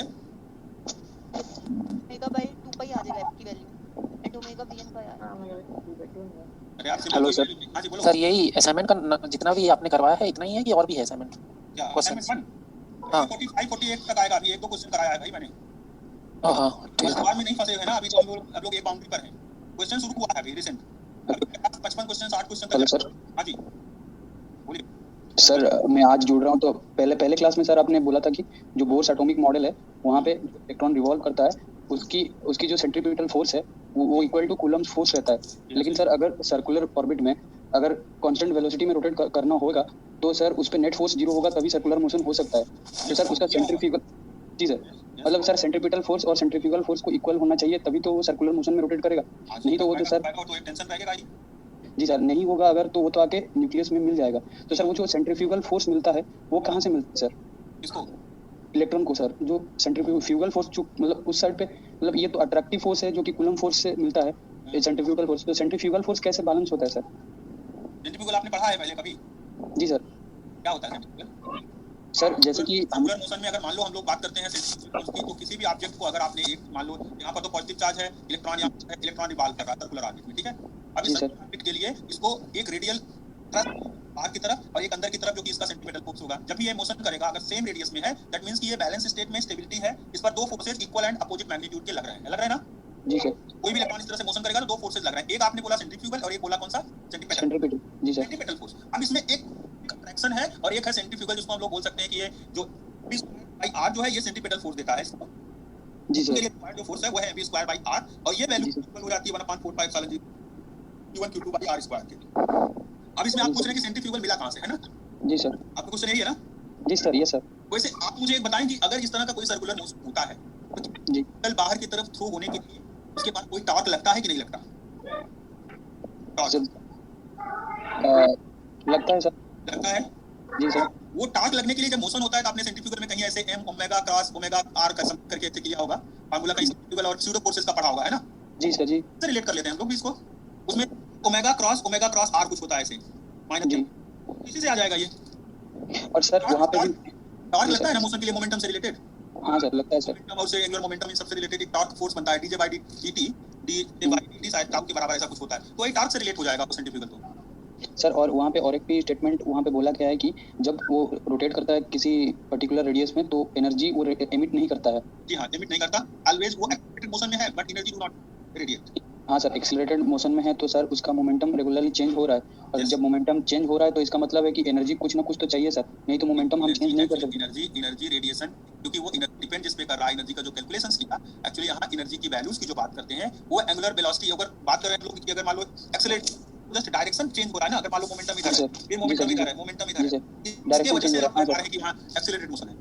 एक्सीलरेटेड मोशन इसलिए है क्योंकि वेलोसिटी का डायरेक्शन हर पॉइंट में चेंज हो रहा है बट मैग्नीट्यूड नहीं चेंज हो रहा है ना सर। तो मतलब एक्सीलरेशन उसका जो इनर्शिया ऑफ डायरेक्शन चेंज करने के लिए उसको एक्सीलरेट करा जा रहा है। ठीक है sir, thank you sir. Okay जी बिल्कुल। सर एक बार स्लाइड्स 1 बाय 1 बैक कर दीजिए। एक राहुल चौधरी कहां गए? राहुल हेलो हां जी बोलें सर, एक बार स्लाइड्स बैक कर दीजिए। हां राहुल अपना अनम्यूट करके पूछिए। अभी क्लियर हुआ आपको एंगुलर वेलोसिटी एंगुलर फ्रीक्वेंसी का? वेलोसिटी होता है एंगुलर वेलोसिटी का, उसका यूनिट होता है पर सेकंड ही, हर्ट्ज में ही होता है वो भी। तो मैं ऐसे पूछ रहा था जैसे कभी-कभी क्वेश्चन में आरपीएम दिया होता है जैसे राउंड्स पर मिनट वो अपन ओमेगा लेते हैं और किसी में रेडियन पर सेकंड दिया होता है उसको उसकी जगह थोड़ा काम में ले लेते हैं ओमेगा। तो ये रेडियन क्या होता है? रेडियन पर सेकंड है ना? ये भी तो ओमेगा ही होता है ना जैसे। जी हां ये भी ओमेगा ही है। राउंड्स पर मिनट की जगह थोड़ा काम में ले लेंगे उसको। ये राउंड पर मिनट लेते हैं ना, पर यूनिट सॉरी पर मिनट पर सेकंड। तो ये जो राउंड वाला है एक्चुअली रेडियन तो कोई नहीं मानते ना हम लोग। हां रेडियन पर सेकंड कहां लिखा हुआ दिखा था ये बताएं आप। ये ओमेगा नहीं आता क्या? एंगुलर वेलोसिटी ये d थीटा बाय dt होता है ना, इसलिए लिखते हैं इसको। हां d थीटा बाय dt। वहां एक्चुअली पूरा रोटेशन नहीं होता है ना, d थीटा कोई एंगल होगा तब रेडियन होगा। अब जब पूरा का पूरा एक 90 पर घूम 360 राउंड हो गया तब ये राउंड पर सेकंड लिखेंगे। समझ गए? तो सर ये आर्क के लिए ही होगा ना d theta by d t? जी हाँ, ये डी थीटा एक्चुअली कोई एंगल से चेंज हो रहा है। मान लो 10 डिग्री या चेंज कोई हुआ आर्क सर? या 20 डिग्री चेंज हुआ, तो 10-20 डिग्री के लिए आप रेडियन पर सेकंड लिखोगे, और लेकिन जब एक पूरा राउंड हो गया सर्किल पर, तो पूरे राउंड के लिए तो आप राउंड पर मिनट लिखोगे ना, या पर सेकंड। क्लियर हुआ राहुल? ये कॉन्सेप्ट जैसे लीनियर वेलोसिटी और लीनियर फ्रीक्वेंसी में डिफरेंस होता है, इसमें डिफरेंस नहीं होता कि एंगुलर वेलोसिटी और एंगुलर फ्रीक्वेंसी? नहीं, कोई डिफरेंस नहीं है, दे आर सेम। एक्चुअली एक आप लिखते हो ओनली छोटे एंगल्स के लिए, एक बड़े एंगल्स के लिए डिफाइन करते हो, ओनली इतना ही कर सकते हो डिफरेंस। ठीक है, एक पूरे राउंड के लिए डिफाइंड है और एक छोटे एंगल के लिए, जैसे स्मॉल एंगल डी थीटा, तो उसमें एक में रेडियन लिख देते हैं, इसमें पूरा राउंड वर्ड लिखते हैं। They are same actually. Numerical value calculate करें तो दोनों सेम आता है। बस आपकी शक्ल लिख दीजिए। हाँ जी, कुछ पूछ रहे हैं, बोलिए। मैं स्टूडेंट्स को अपना स्लाइड वाइड जो देखने के लिए बोल रहे थे उनको बता देता हूँ। ये पहला स्लाइड ये है। जो पूछने वाले अपने आप को अनम्यूट करें। विशाखा शाह। ये सर एक बार स्लाइड दिखा दीजिए। दूसरा स्लाइड है ये। क्वेश्चन नंबर 45 लिखा हुआ है, इसका मतलब कम से कम 45 क्वेश्चन तो होंगे ही। ये 33 लिखा हुआ है तो 33, 45। नेक्स्ट 47। इसके बाद ये एमिशन स्पेक्ट्रा पर बात करेंगे आज। और मॉडल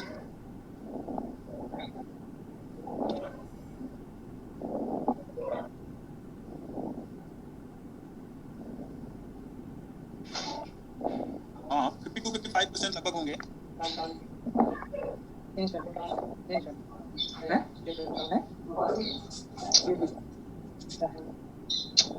अभी ट्राई नहीं सकता, बट एक डिफरेंस पर होगा। इसके ऊपर डिपेंड करता है। अगर 2-3 क्लास होगी तो सिर्फ एक क्लास हो सकता है, ठीक है, या फिर वन डे बैक गैप करके भी होगा, एक गैप करके भी हो सकता है चांस। लगभग रेगुलर ही रहेगा। अभी दोनों बैचेज मर्ज हो गया है तो अभी रेगुलर चलना चाहिए।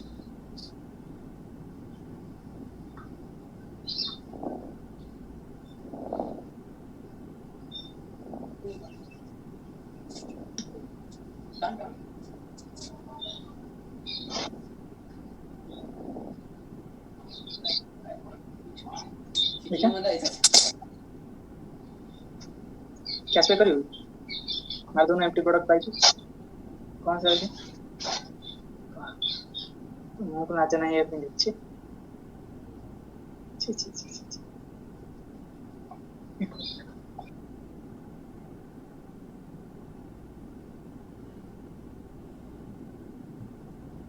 हो गया।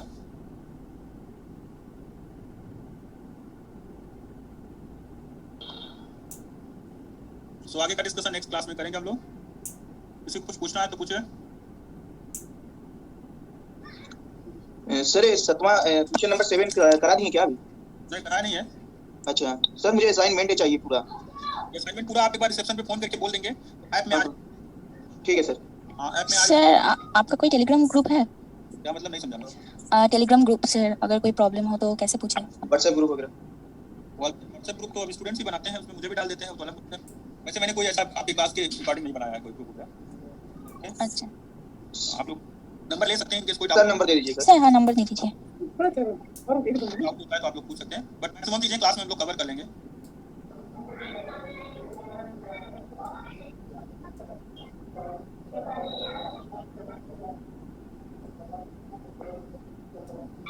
ये नंबर है मेरा 9418929944।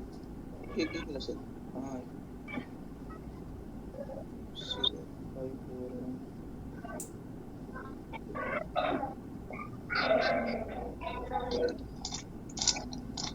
ओके जी, वेलकम। ठीक है, क्लास ओवर है। कुछ और पूछना है तो बताएं। सर किस नाम से सेव करें आपका? राहुल के नाम से सेव कर लो। सर आपका नाम नहीं जाता? मेरा नाम राहुल डॉक्टर रोहित सिंह है। अच्छा ठीक है सर, थैंक यू सर। चलिए ठीक है students, meeting end. Thank you sir. Okay जी, वेलकम। नेक्स्ट क्लास में मिलेंगे हम लोग, आगे further discussion numerical problems discuss की जाएंगी।